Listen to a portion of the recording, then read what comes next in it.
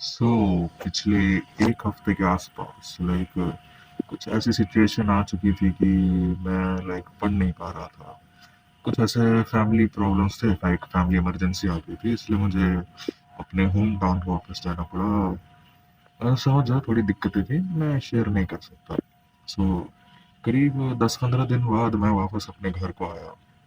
सो मेरे घर को आने के बाद क्या हुआ, सो वो कंसिस्टेंसी एक प्रकार से टूट गई थी मेरी पढ़ाई करने की। उससे पहले आराम से मैं 2-3 घंटा आराम से पढ़ दे रहा था, मेरे को कोई प्रॉब्लम नहीं हो रही थी। बट जब वो 15वां दिन गुजरा, जब मैंने 16वें दिन पढ़ाई करने का स्टार्ट किया, मेरे से बुक भी नहीं खोला गया। मेरे को पता है, मैं बस उस दिन वेब सीरीज के ऊपर वेब सीरीज देखता गया भाई। मैं सच बात बोल रहा हूँ, अगर मैंने कोई गलती की है तो मैं एडमिट करूंगा। एंड एज इन्फ्लुएंसर मैं मानता हूँ कि हमें अपनी गलतियाँ जो भी है अपने ऑडियंस के साथ शेयर करनी चाहिए, ताकि उससे आप भी सीख पाएँ और आपकी गलतियों से मैं भी सीख पाऊँ। हम एक टाइप का कोरिलेशन होना चाहिए।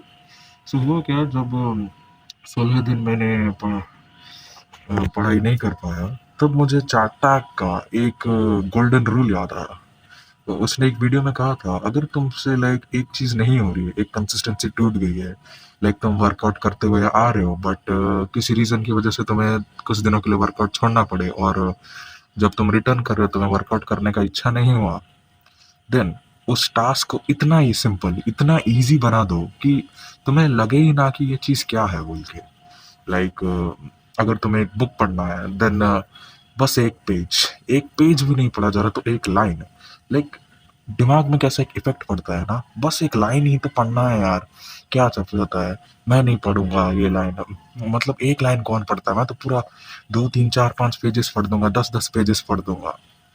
बट यू नो वट, बंदे इधर ही फिसलते हैं।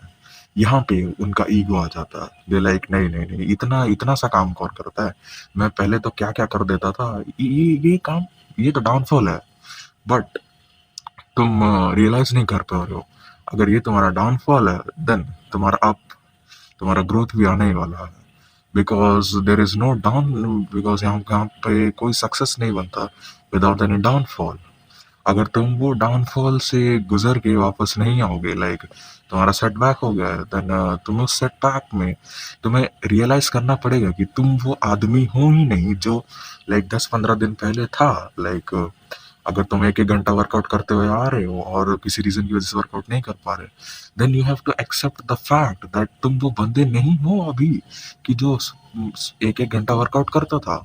मैं शायद से जस्ट अभी फिलहाल के लिए, just to get the momentum, मैं 10 मिनट का एक वर्कआउट या फिर 10 स्क्वाट मारूंगा, बस बाइसेप कर्ल मार के आज निकल जाऊंगा। तुम्हें लग रहा होगा ना कितना सिंपल चीज है, मैं ये सब नहीं करता, मैं एक फुल वर्कआउट तगड़ा फुल सेशन मार के आऊंगा फुल।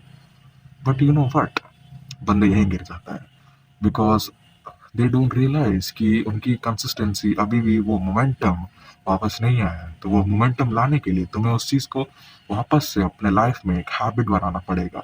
और हैबिट इतनी इजी चीज़ होनी चाहिए कि तुम्हें उसके बारे में टेंशन लेने की ज़रूरत नहीं पड़नी चाहिए।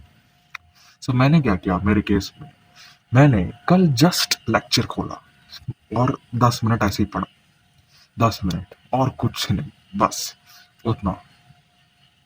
उससे पहले क्या, मैं रात को सो भी नहीं पा रहा था, इतना टेंशन हो रहा था कि मैं, मेरे एग्जाम्स आने वाला और मैं कुछ नहीं पढ़ रहा। बट 10 मिनट जब मैंने वो वीडियो देखा, तब मेरे को लगा हाँ एटलीस्ट आज एटलीस्ट खोला है। फिर आधा घंटा किया, फिर उसके अगले दिन आज जो 1 घंटा पढ़ा मैंने। सो मैं ऐसे ऐसे करके बढ़ाने वाला हूँ, बिकॉज यू नो हमें मैराथन दौड़ना, हमें यहाँ पे स्प्रिंटें नहीं लगानी है। It's a life long marathon. अगर मेरे लाइफ में भी बहुत सारे सेटबैक्स आए हैं, ऐसा कभी कभी आया है कि मेरे को 1-1 महीना तक वर्कआउट छोड़ना पड़ा, कुछ इंपॉर्टेंट रीजंस की वजह से, कुछ इमरजेंसी आ गई थी। फिर मैंने वापस कम बैक कैसे किया, कुछ बंदे होते हैं जो एक बार कोरोना टाइम की बात है, एक एग्जांपल ले लो। मेरा एक दोस्त था जो कोरोना से पहले फुल एकदम बॉडी बिल्डर जैक्ट ह्यूज दिखता था, बट कोरोना आते ही उसका कंसिस्टेंसी टूट गया, उसने होम वर्कआउट तक नहीं किया।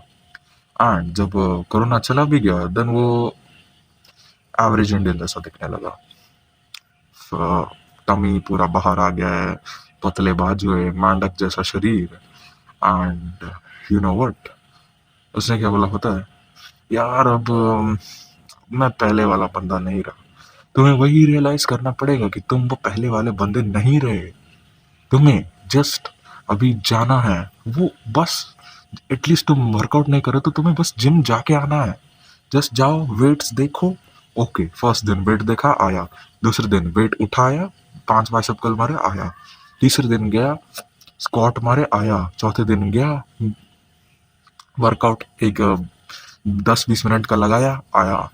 That's how you build the momentum. तुम्हें स्लोली स्लोली प्रोग्रेसिवली ओवरलोड करना है। अगर तुमने वर्कआउट किया है then you know the term progressive overload. इस इतना सिंपल है ये चीज़, और इतने सिंपल चीज़ को लोग इतना कॉम्प्लिकेटेड समझ लेते हैं कि वो इस इस डेंजरस लूप में फंस जाते हैं।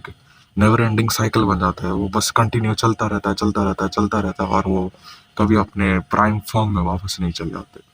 मैं तुम्हारे केस में ऐसा नहीं चाहता हूँ। आज के लिए इतना ही। Do the hard work and I will see you in the next one.